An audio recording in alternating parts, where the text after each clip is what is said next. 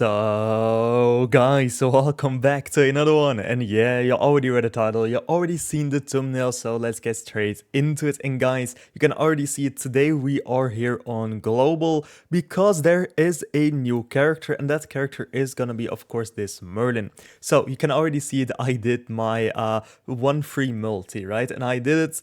Unfortunately, I didn't get it on global, but I have her on my GP account. So I've played with her. If you go to my channel, you can already see it. Like, I have made a couple of videos about her. And honestly, like, for a normal type banner, right? This isn't an anniversary banner. This isn't a festival banner. This is just a normal 600 banner. And honestly, like, she is not bad at all. I actually thought she would be, right? If you don't know, like, I went over the patch notes a couple of days ago when she was announced for GP, and honestly, I thought she would be a trash character. I didn't like her. I didn't like anything that was this Merlin, right? But now, for this video, is she a summon or is she a skip banner?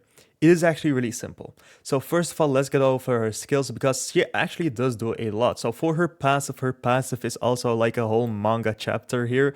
So applies one random element effect on an enemy unaffected by element effects at the start of the ally's turn, then increases the hero basic stats by 7% for each elemental effect. And honestly, guys, that is pretty huge because she is Infinity Merlin, right? She is Infinity Merlin, but then with like kind of a, yeah, reskin. So she does debuff a lot, so you get a lot of basic stats here. When the ally uses a skill on an enemy affected by an element effect, it applies the same additional element effect for 3 turns. At 4 elemental effects, stacks it removes elemental effects, then applies the corresponding debuff effect on the element for 1 turn. Honestly, that is pretty huge. You do a lot more damage. In addition, basic stats of unknown races, okay, here it goes. The basic stats of unknown races are increased by 5% for each one participating in the battle.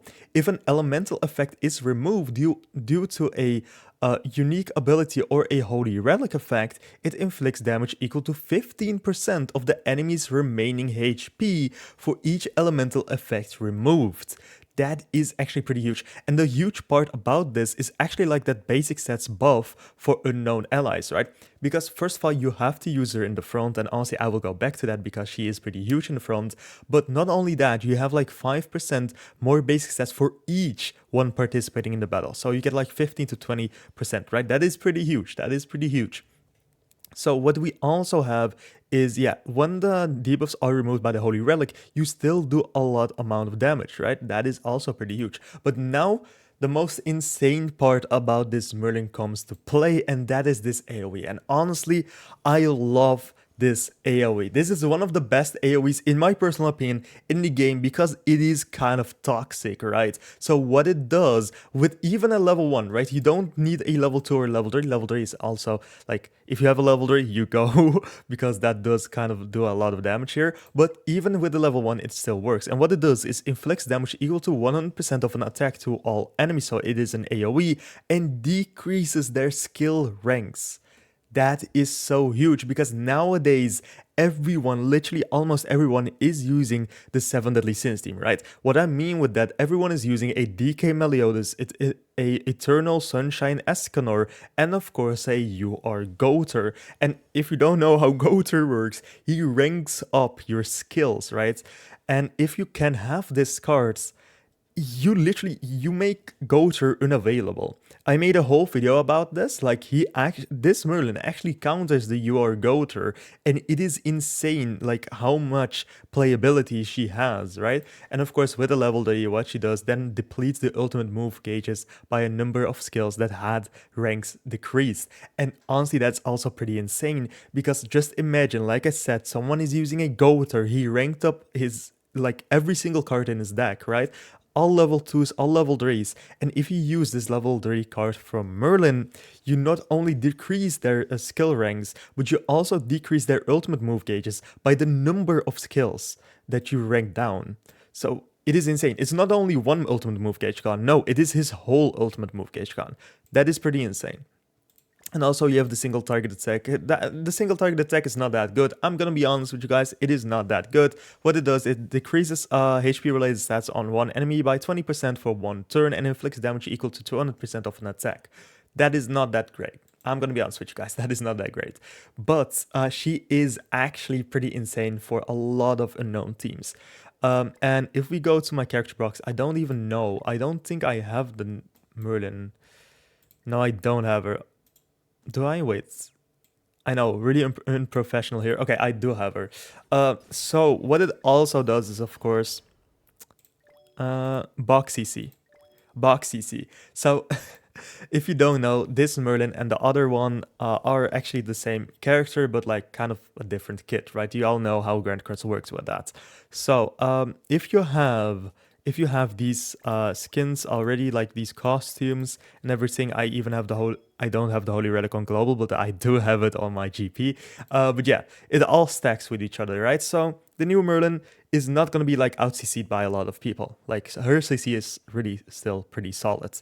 And also with her Holy Relic, what the Holy Relic does is, keep in mind, I do have this on my GP, and honestly, this Holy Relic is pretty insane. But the only downside here is I don't think it actually works for an unknown team. So what it does, it decreases all allies damage taken by 3% up to 30% for every debuff applied to all enemies. That is pretty huge because, like I said, if you have a full-on unknown team, your basic stats are going to be increased, and not only that, you take a lot less damage, especially like decreases all allies damage taken for every debuff. It doesn't matter if it's gonna be the Merlin debuff. So if you are running a Queen Hell, you already know a lot of debuffs, right? So you are gonna get these stacks a lot easier. But yeah, so what it also does is, if allies are the 7 deadly sins, the heroes include secondary slot, all the allies participating in the battle get their basic stats increased by 15%. So that's not viable for the new Merlin, right? Because not a single 7 deadly sins character is unknown as except for the Goater and of course the Merlin, so you're not gonna have a full-on team. That is the only downside here. So in short, I know I have been yapping a lot, but in short, should you summon? And I honestly think this is a summonable character, but here comes the huge but. I honestly would say summon, but not only is the banner not that great, right? You do have the new LR, you have the new LR Lilia, but not only is the banner not that great, you do also have Valenti, and if you don't know, I think this Valenti is right for the little red, right? For the red boss battle. But I'm sad to say that in a couple of weeks, I think like 2 or 3 more weeks, we are gonna get a collab. So with that being said, we know we are gonna get a collab. Huge chance, because I already made a video about this, huge chance that it will be a solo leveling collab. With that in mind, should you summon on this banner? No. You should not summon on this banner. Don't get me wrong, if you get this character with your free tickets, go for it. She is a really solid character, and I honestly think she is worth it, but that's just my opinion, right? You have to keep that in mind too. And I am a free-to-play player. So keep that in mind. She is actually pretty solid. You can use her in a lot of teams, even with the new Subnock units. I don't think the new Subnock is here anymore. Oh, she is? Okay. Even with this unit, you can actually like use both of them because they are all unknown characters, if I'm correct. Yeah, she is unknown, so you can use her with the new Subnock. But like I said, solo leveling or another collab will be coming to Grand Cross in a couple of weeks, and honestly, you're not gonna get all of those 600 gems, right? If you go 600 deep, it is kind of wrong to say this, but like solo leveling or like another collab is more worth it than this, because at the 600 mark, you're gonna get either this Summer Merlin, maybe you get her earlier, but with a collab, there are gonna be 3 new units. And yeah, if you can't go to pity, it is gonna be a pity. I'm sorry. I had to make the joke. But yeah, that's my opinion. Don't summon on it. The only reason you should not summon on it is because we are getting cut a collab.